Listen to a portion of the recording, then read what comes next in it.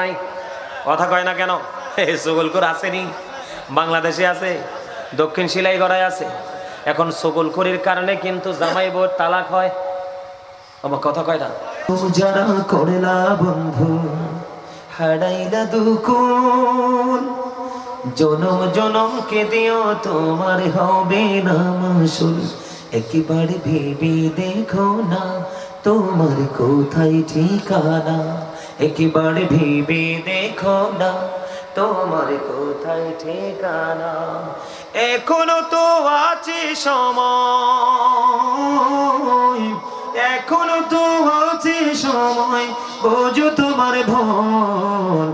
জনম জনমকে দিও তোমার হবে না মাসুল। বৃষ্টি যখন আসে বন্ধু শীতল মরুভূমি, তওবা করো ক্ষমা পাবে বলে গেলাম আমি। তোমার জীবন মোহনা কোথায় সে তো জানো না, তোমার জীবন মোহনা কোথায় সে তো জানো না। ক্ষমা যদি না পাও বন্ধু,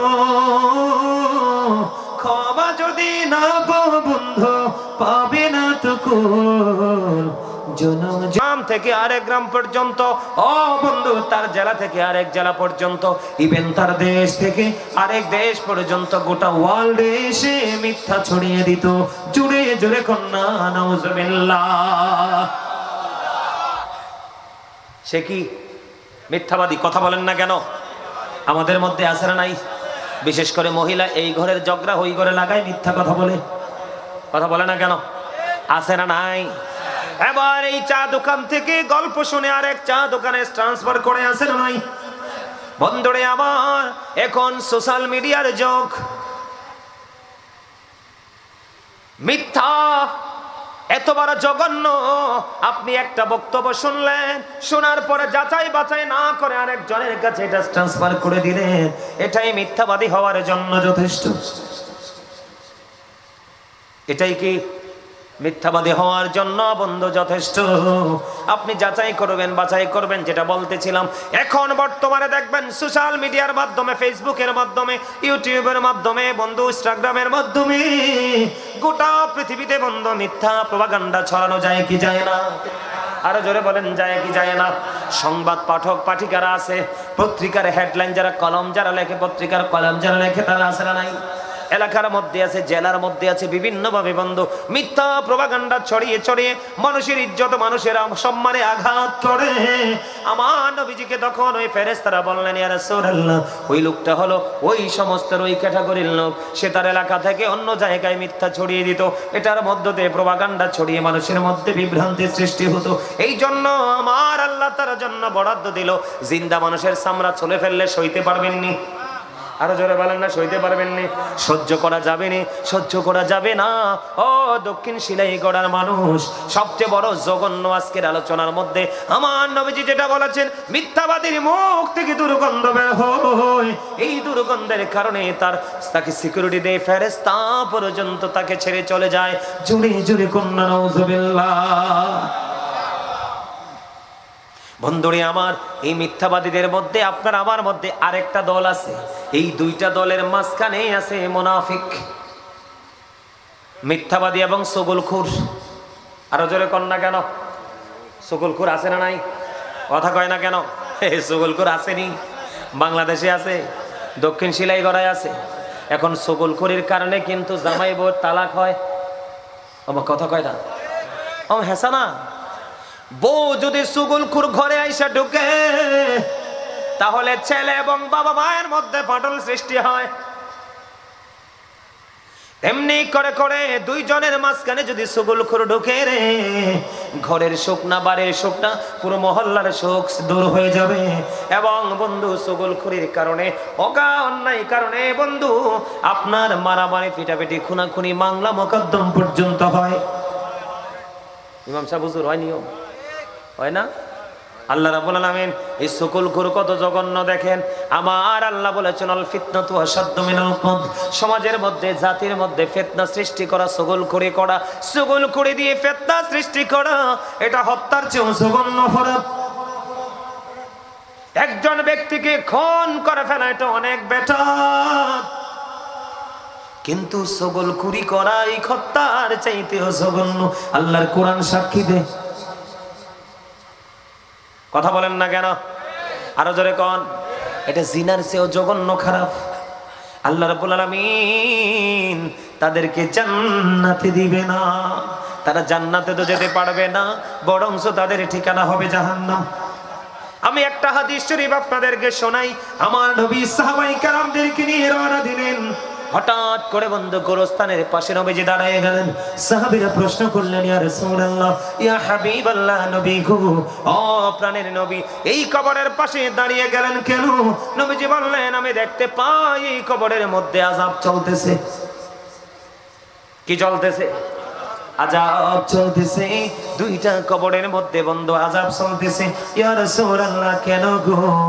আমার নবীজি বলেছেন, ওই দুইটা কবরের মধ্যে আযাব চলার কারণ হলো, একজনের দোষ হলো সে বন্ধু মানুষের গোপন কথা শুনে শুনে অন্যের কাছে কি করে দিত? বলে দিত। আর আরেকজন হলো প্রস্রাব করার পরে ভালো করে পবিত্র হতো না। জোরে জোরে কন্যা নাউজুবিল্লাহ। এখন আমাদের যুবকদের মধ্যে সগলখুরিটা কেমন আছে জানি না, তবে মিথ্যাটা আছে। আর একটা আছে ওই যে প্রস্রাব করে পবিত্র না হওয়া, এটা যুবকদের মধ্যে বেশি আছে। কারণ যে জিন্স প্যান্ট পরে মোটা, প্রস্রাব করার জন্য বইতে পারে না। কথা কন না কেন? ওই দিন দেখি দুই বন্ধু মনে হয় কেমন ফুংডার ফুংডা মাহফিলে যাইতেছি, দেখি দুইটা এক লোকে খাড়াইয়া দাঁড়াইয়া প্রস্রাব করতেছে রাস্তার পাশে। আমি গাড়ির মধ্যে দেখলাম আর হাসলাম। আমি মনে মনে বলতেছি, রে এই দুই দুষ্ট মনে হয় বন্ধু প্রস্রাবে ধরছে, একটা খাড়াইয়া প্রস্রাব করে আর একটাও করে। আমার নবীজি বলে দিয়েছেন, এই সুগলখুরির সাথে হাদিসের অপশনটা যেহেতু আসছে, আমি যুবকদেরকে বলে যাই, যুবক তোমরা মন দিয়ে শোনো রে। সাদ বিন মুআজ রাদিয়াল্লাহু তাআলার ইন্তেকালের পরে আমার নবীজি তার কবরের পাশে গিয়ে দোয়া করতে শুরু করলেন। ইয়া রাসূলুল্লাহ, তার কবরের পাশে দাঁড়িয়ে দোয়া করার মানে কি গো? আমার নবীজি বললেন, তোমরা জানো না সাদ বিন মুআজ এত আল্লাহওয়ালা, এত বুজুর্গ ছিল, যার ইন্তেকালের পরে ৭০,০০০ ফেরেশতা তার জানাজায় অংশগ্রহণ করেছে। ইয়া রাসূলুল্লাহ, ইয়া হাবিবাল্লাহ, তারপরেও কেন গো আপনি তার জন্য দোয়া করবেন? আমার নবীজি বললেন, তার জীবনে এত আমল করেছে, তার জানাজায় ৭০,০০০ ফেরেশতা অংশগ্রহণ করেছে, কিন্তু তারপরেও তার কবর আযাব হওয়ার সম্ভাবনা রয়েছে। ইয়া রাসূলুল্লাহ, কেন গো? আমার নবীজি বললেন, সে প্রস্রাব করার পরে ভালো করে পবিত্র হতো না। এখনকার ছেলেরা প্রস্রাব করে দৌড় দিয়ে পানি খরচ করে মসজিদে চলে যায়, যায় কি যায় না? আমি যুবকদেরকে বলি, এইভাবে কোনো আমলের ক্ষেত্রে এইভাবে পবিত্র হওয়া যায় না, এইভাবে পবিত্রতা অর্জন করা যায় না। তুমি যদি মনে করে থাকো 100% পবিত্র হয়ে গেছো, আজকের পর থেকে তুমি প্রস্রাব করে টিস্যু নিয়ে ট্রাই করে দেখবা, অনেকক্ষণ হাঁটার পরে বসবা, দেখবা একটা ফোঁটা প্রস্রাব চলে এসেছে। এই জন্য তোমাদেরকে সচেতন থাকতে হবে, সজাগ থাকতে হবে। এখন সুগলখুরি কাকে বলে আপনারা বলেন? যেমন ধরেন আমার এই ভাই আমার পাশে বসেছে, কি আমি ওনার সম্পর্কে এমন বক্তব্য দিয়েছি রাস্তায়, কোথায়? ওনার সম্পর্কে আমি রাস্তায় এমন বক্তব্য দিয়েছি, যেই বক্তব্যটা দিয়েছি এটা মিথ্যা না। আমি যেই কথাটা বলেছি এই চরিত্রটা ওনার মধ্যে আছে। কি আছে? কথা বলে না। আমি যেই বক্তব্যটা ওনাকে নিয়ে যে কথাটা বলছি এটা ওনার মধ্যে আছে, এটা উনি শুনলে কষ্ট পাবে না? কথা কয় না? কষ্ট পাবে কি পাবে না? বন্ধুরে আমার, ওনার মধ্যে এই চরিত্রটা আছে, কিন্তু ওনার অনুপস্থিতিতে ওই একটু দূরে গিয়ে বলল, অথবা কুমিল্লা গিয়ে ওনাকে নিয়ে আমি সমালোচনা করলাম, এটাই হলো গীবত। আর যদি ওনার মধ্যে চরিত্র না থাকে, আমি ওনার বিরুদ্ধে বললাম, ও বন্ধু, এটা হবে মিথ্যা অপবাদ। কথা বুঝেন? ওনার মধ্যে এই চরিত্রটা নাই, কিন্তু আমি বলছি এটা হলো মিথ্যা অপবাদ। আমার আল্লাহ মিথ্যা বলতে নিষেধ করেছে, আমার রাসূল মিথ্যা বলতে নিষেধ করেছে। ও বন্ধু, আমার নবীজি মিথ্যা যখন কেউ বলতো, ওটা আমার নবীজি কোট করে রেখে দিতেন ওই পর্যন্ত, যতক্ষণ না পর্যন্ত মিথ্যাবাদী যতক্ষণ না পর্যন্ত আল্লাহর কাছে তওবা না করেছে। জোরে জোরে কন্যা আল্লাহু আকবার। আর ওনার চরিত্রটা আছে, আমি যদি ওনার সামনে বলে ফেলি এটা হবে গালি। বুঝতে পারছেন নি? আবারও বোঝে নেন, এটা হাদিস শরীফ কিন্তু কি, আমি ওনার অনুপস্থিতিতে বললে হবে গীবত, ওনার মধ্যে যেটা নাই এটা যদি বলি এটা হবে মিথ্যা অপবাদ, আর সামনে যদি বলি এটা হবে গালি। এবার একজন সম্পর্কে কথা বলতে হিসাব করে বলবেন, আমার নবীজি বন্ধ একদিন দাঁড়িয়ে রইলেন, সাহাবায়ে কেরামদেরকে নিয়ে দাঁড়িয়ে রইলেন, হঠাৎ করে একটা দুর্গন্ধ আসলো। কি আসলো? হঠাৎ করে বিকট একটা দুর্গন্ধ আসলো। আপনারা চাইলে আমি কোট করে নিয়ে এসেছি মোবাইলে করে বন্ধু, রেফারেন্স সহ, কিন্তু সময় খুবই অল্প, আলোচনা অনেক বাকি রয়েছে। জাহান্নামের কিনারায় তো এখনো আসতেই পারি নাই। এত বিকট দুর্গন্ধ আসলো, সাহাবীদেরকে আমার নবী প্রশ্ন করলেন, সাহাবীরা রে, এই দুর্গন্ধটা কোত্থেকে এসেছে, কিসের দুর্গন্ধ, এটা তোমরা বুঝতে পেরেছো কিনা?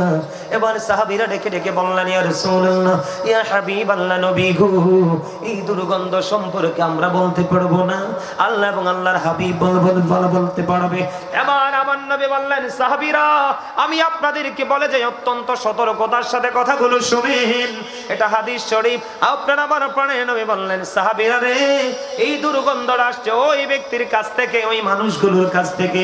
ওই মানুষগুলো তার কোন মুমিন ভাইকে নিয়ে গীবত করতেছে, ওই গীবতখোরদের গন্ধ হলো এই দুর্গন্ধ। জোরে জোরে কন্যা নাউজুবিল্লাহ।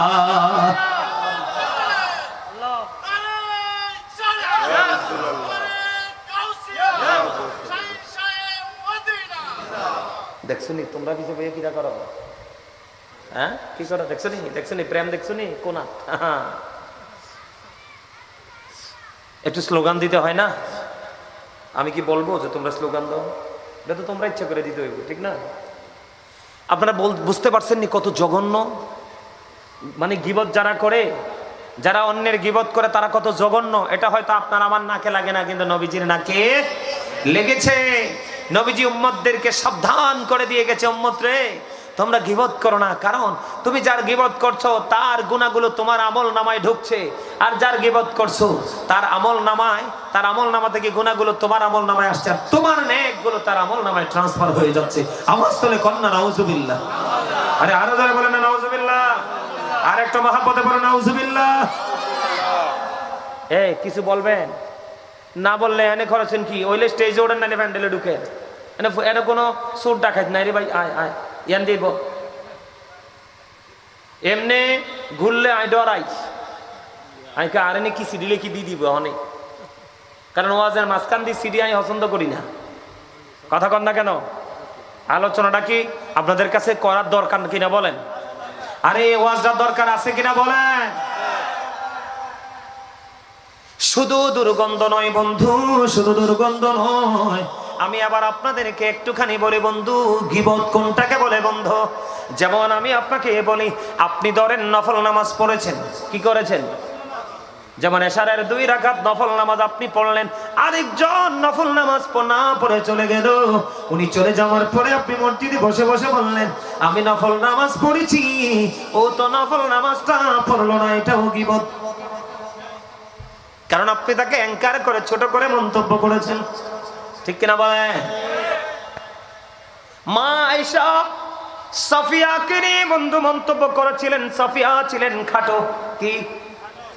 কি ছিল? আমার নবীকে মা আয়েশা বললেন, ইয়া রাসূলুল্লাহ, সাফিয়া তো খাটো, এটাও কি আপনি পছন্দ করেন? আমার নবী বললেন, আয়েশা, আয়েশা রে, তুমি এটা কি করেছো? তুমি তো সাফিয়ার গীবত করেছো। দেখেন উম্মতকে কেমন করে নবীজি অ্যালার্ট করেছেন, সাবধান করেছেন। একজন মানুষ খাটো যদি হয়, আপনি তাকে যদি খাটো বলেন, সে কষ্ট পাবে কিনা? কথা বলেন না কেন? সে কষ্ট পাবে বন্ধু, এটাও গীবত। একজন মানুষ বন্ধু দেখলেন আপনি কালো, মুখটাকে ভেঙচিয়ে ভেঙচিয়ে বললেন সে কালো, ব্ল্যাক কালার ম্যান, ঠিক কিনা? এটাও গীবত। আপনি যখন বলবেন আমার জামা কত সুন্দর, কি আমার জামাটা সুন্দর, দেখো ওই লোকটার জামাটা কত নোংরা, এটাও গীবত। এবার বুঝে নেন বন্ধু, প্রত্যেকটা জায়গা দাওয়াত খাইতে গেছেন, হয়তো বা বাবুর্চি একটু 19-20 করে ফেলেছে, খাবার শেষে এসে আপনি 3 রাস্তায় মোড়ে গিয়ে খাবার নিয়ে বন্ধু সমালোচনা করলেন, এটাও গীবত। এমনি করে করে বন্ধু প্রত্যেকটা সেক্টরের গীবত আছে। এই গীবত আপনার আমলনামাকে খালি করে দিবে। নাউজুবিল্লাহ বলেন না কেন? আরে আরো জোরে বলেন না নাউজুবিল্লাহ। গীবত আজকে থেকে করবেন নি? কথা বলেন না, করবেন নি? আপনি একদিকে সোজা হইয়া ঘুমাইছেন, আপনার পাশে আরেকজন বাঁকা হইয়া ঘুমাইছে, চাও না কিন্তু বেহাইয়া ঘুমাই রয়েছে, এটাও গীবত। আপনাদের অত্যন্ত সেন্সিটিভলি বিষয়টা নিতে হবে। বন্ধুরে আমার, মুখ ভেঙচিয়ে কাউকে ছোট করে কথা বলা যাবে না, অনুপস্থিতিতে কথা বলা যাবে না। যদি গুণ থাকে হবে গীবত, যদি গুণ না থাকে হবে মিথ্যা অপবাদ। সামনে যদি বলেন সে মনে কষ্ট পাবে, এটা হয়ে যাবে গালি। আমার নবীজি বন্ধু মেরাজে গেলেন। মেরাজে যাওয়ার পরে একটা সম্প্রদায়ের নিকট দিয়ে যাচ্ছিলেন। যাওয়ার সময় নবীজি দেখতে পাইলেন, আমার দিকে তাকান, এক এক একটা সম্প্রদায়কে দেখতে পাইলেন, তাদের নখগুলো এত বড় বড় রে। প্রত্যেকটা নখ বন্ধু তামার তৈরি। কিসের তৈরি? প্রত্যেকটা নখ বন্ধু তামার তৈরি। এবার নবীজি দেখতে পাইলেন, আমার দিকে তাকান, এই তামার তৈরি নখ দিয়ে বন্ধু তার নিজের বডি থেকে গোস্তগুলো খামচিয়ে খামচিয়ে তুলে ফেলছে। কি করছে? খামচিয়ে খামচিয়ে তুলে ফেলছে। ওই খামচিয়ে খামচিয়ে যখন দেখলেন এই চামড়াগুলো বন্ধ তুলে ফেলছে, আপনাদেরকে বুঝে নিতে হবে পৃথিবীর নরমাল নখের মতো ওই নখ হবে না। ওই নখ বন্ধ সে জীবন যে বড় কর্ম করেছে, জীবন ভর যে অপরাধ করেছে, অপরাধের সাজার জন্য আল্লাহ ভয়ঙ্কর তামার নখ লাগাইয়া দিবে। এই নখ দিয়ে সে তার বডি খামচাবে, খামচে খামচে চামড়াগুলো তুলে ফেলবে, যন্ত্রণায় চিৎকার চেঁচামেচি করবে বন্ধু। আমার নবীজি তখন হাদিস শরীফের মধ্যে এসেছে, জিবরাইল আলাইহিস সালামকে প্রশ্ন করলেন, ভাই জিবরিল, এই লোকটা কে রে, এরা কারা, এরা কেন এবার এমন করতেছে? আমার নবী বলেছেন, এবার জিবরাইল বলে দিবেন, ইয়া রাসূলুল্লাহ, ইয়া হাবিবাল্লাহ, নবী গো, এরা হলো দুনিয়ার গীবত করনে ওয়ালা ব্যক্তি। জুড়ে জোরে কন্না নাউযুবিল্লাহ।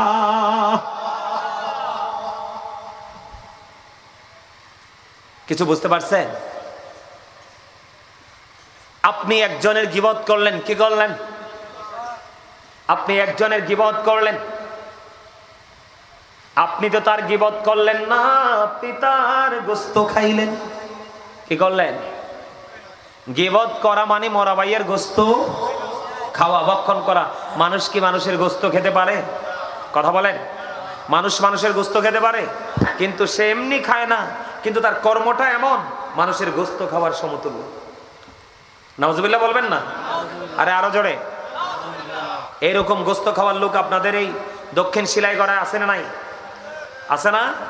আমার দিকে তাকান বন্ধু, হাদিস শরীফের মধ্যে এসেছে, আপনার আমার প্রাণের নবী, এই পৃথিবীর বুকে আপনি যার বদনাম করেছেন, যার অনুপস্থিতি বন্ধু গীবত করেছেন, আমার নবীজি জানিয়ে দিয়েছে, আপনি যার গীবত করেছেন, আপনাকে কাল কিয়ামতের দিন ওই গীবত করনেওয়ালা, যার যে ব্যক্তির গীবত করেছেন তার নিকটবর্তী ওই গীবত করনেওয়ালা বান্দাকে করা হবে।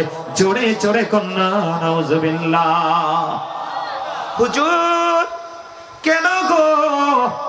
গীবত আমি দুনিয়ায় করেছি, দুনিয়ায় গীবত করেছি, আমার আমলনামা থেকে নেকগুলো সব চলে গেছে, দূর হয়ে গেছে। হুজুর কেন গো আমাকে আবার ওই বান্দার কাছে তুলে দেওয়া হবে? আমার নবীজি বলবে, ওই তুমি দুনিয়ায় থেকে তুমি মরা ভাইয়ের গোশত খেয়েছো, এখন তুমি তার জিন্দা গোশতগুলো ভক্ষণ করতে থাকো। জোরে জোরে কন্না নাউযুবিল্লাহ। কি করতে থাকো? ওমা, আপনারা কি মনে করছেন মরার পরে মরা শেষ? আরে না, নবীজি কি বলতেছে, আপনি দুনিয়াতে যার গীবত করেছেন, বদনাম করেছেন, আল্লাহ বলবে তুমি তার নিকটবর্তী হও। হওয়ার পরে আল্লাহ বলবে তুমি তার গোশতগুলো ভক্ষণ করে খাও। বন্ধু ভক্ষণ করতে থাকো। হাদিস শরীফের মধ্যে এসেছে, আমার নবী বলেছেন, তখন তিনি কি করবে? চাপি চেপে ধরে বন্ধু ওই ব্যক্তির বডি থেকে গোশত খেতে শুরু করবে।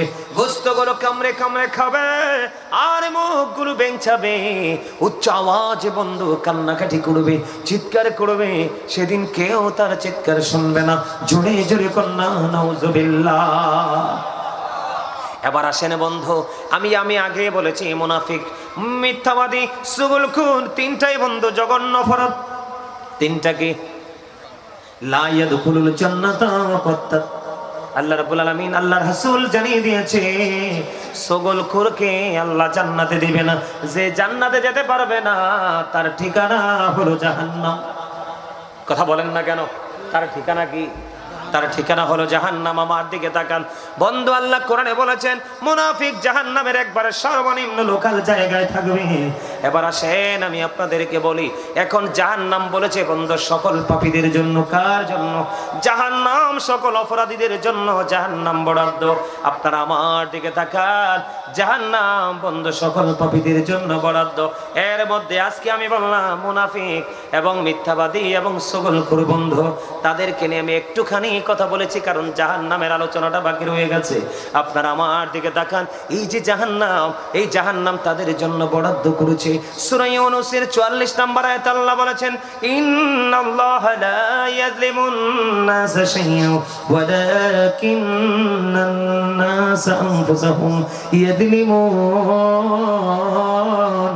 আল্লাহ রাব্বুল আলামিন বলে দিয়েছেন, আল্লাহ রাব্বুল আলামিন আল্লাহর বান্দার উপর জুলুম করে না, অত্যাচার করে না, বান্দা নিজের উপর জুলুম করে।